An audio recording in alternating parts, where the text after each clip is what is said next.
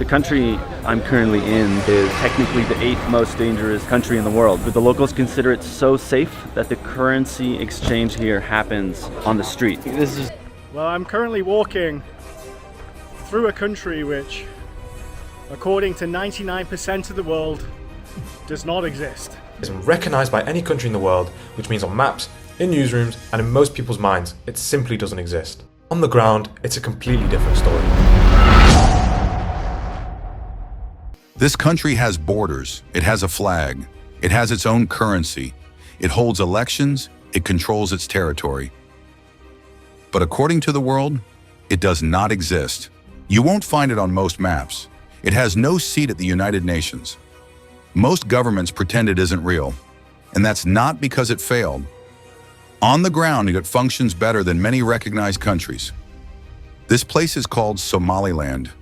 And once you understand why the world refuses to recognize it, you'll understand how countries are actually created.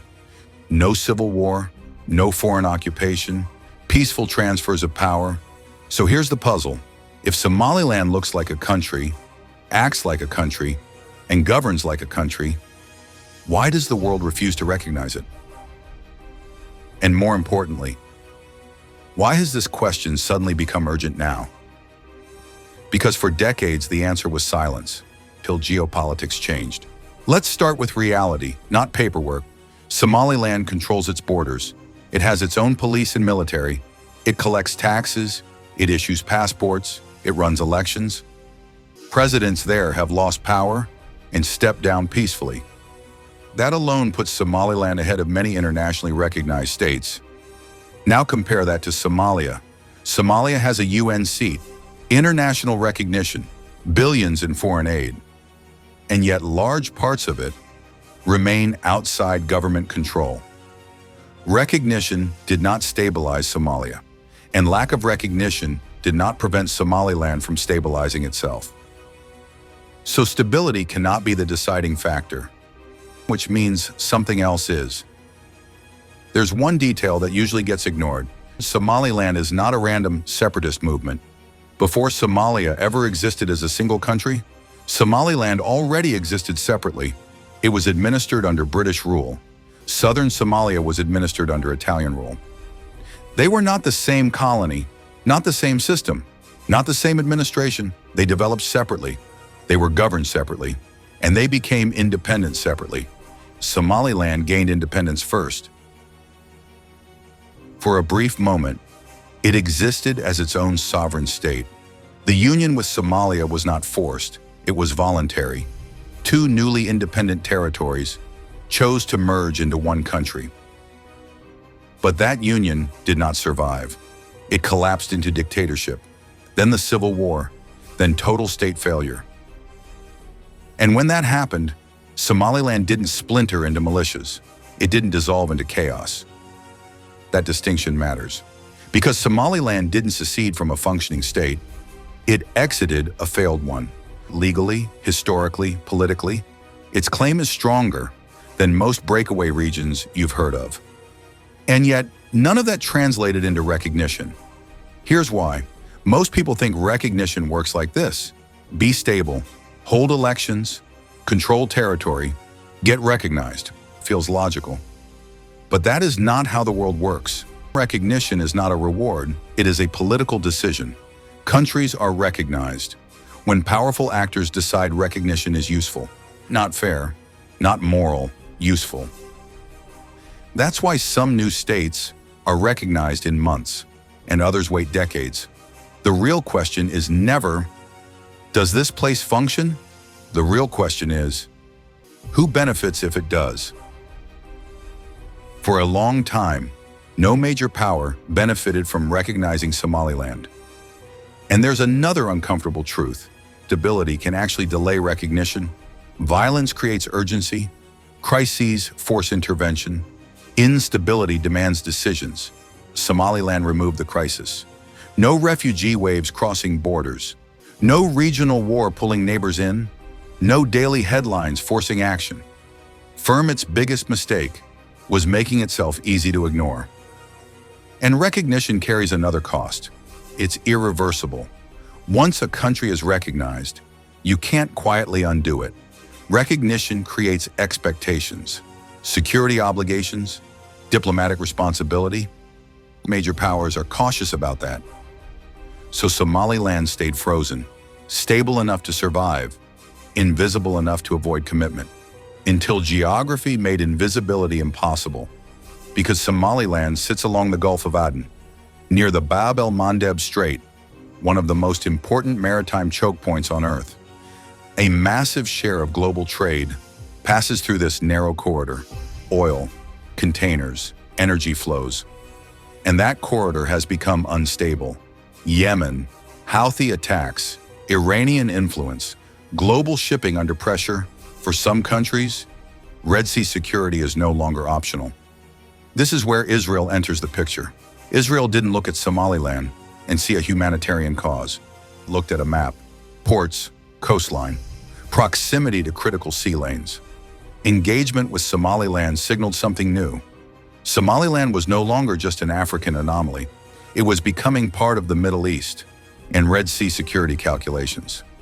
Not symbolic, strategic. And once Somaliland crossed that threshold, the silence began to crack. Because modern power is not about flags or speeches, it's about logistics. Ports create leverage, borders do not, and Somaliland has what matters: coastline, deep water access, port infrastructure. That's when the world started paying attention. And it brings in another critical player: Ethiopia. Ethiopia is one of the largest countries in Africa. More than 120 million people, but it has one major weakness. It has no coastline.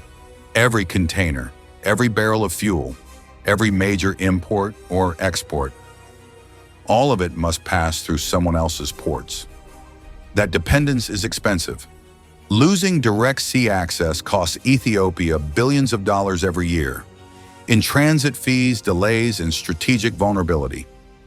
Somaliland changes that equation.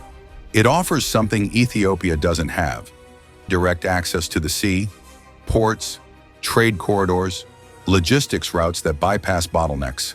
That access is not just economic, it's a strategic breathing room. Because when a country of over 100 million people depends on a single maritime outlet, it becomes vulnerable. Somaliland reduces that vulnerability, which means Somaliland's existence is no longer just Somaliland's problem. It has become Ethiopia's interest. And when state interests enter the picture, everything changes. Because in geopolitics, recognition is not driven by ideals. It's driven by incentives, and incentives create momentum.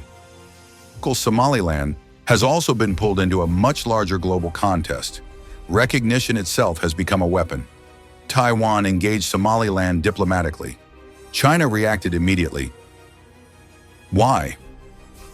Because recognition creates precedent. If Somaliland is recognized, other disputed entities become harder to dismiss. Africa becomes a battleground in the global recognition war. This isn't about Somaliland's power, it's about rule breaking, and that makes major powers nervous. Now let's talk about the United States. Washington is not indifferent to Somaliland. The United States engages quietly, coordinates discreetly, and watches very closely. From an American perspective, Somaliland checks important boxes. It offers stability in an unstable region. It provides counterterrorism value along key transit routes. And it sits on a strategic coastline near some of the world's busiest shipping lanes. So the US knows Somaliland works, but Washington has not moved first. Because recognition is not symbolic, recognition creates responsibility. Recognize Somaliland, and you inherit expectations, listing security guarantees, diplomatic protection, crisis response, all in one of the most volatile regions on Earth. That is a cost the United States does not want to absorb alone. So instead, the US prefers strategic ambiguity. Let others move first. Let others absorb the risk. Let others test the reaction, then decide whether recognition is worth the price. That's why recent signaling matters. Davos, Somaliland's leadership did not stay quiet. They openly courted Western attention, engaged political networks, met business figures, held security conversations. Not official recognition, but not invisibility either. The message was clear. Somaliland is no longer waiting patiently on the sidelines. It is actively inserting itself into global conversations. So what happens next? Somaliland will not be recognized overnight. That's not how recognition works. What comes first is normalization, listing ports, security cooperation, quiet agreements, unofficial engagement. And once the world starts acting as if a place already exists, formal recognition often follows. Israel was not the finish line. It was the opening move. Ethiopia may follow. Others may engage without formal recognition. The African Union will resist. Somalia will protest. But reality has momentum, and recognition often arrives after the world starts behaving as if something already exists. Here's the final truth. Somaliland did not fail to get recognized because it was unstable.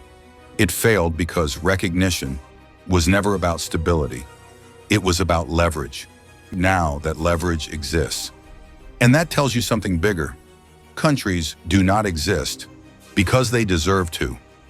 They exist because of powerful actors decide they are useful. Somaliland is no longer invisible. And once invisibility breaks, definitive maps eventually follow.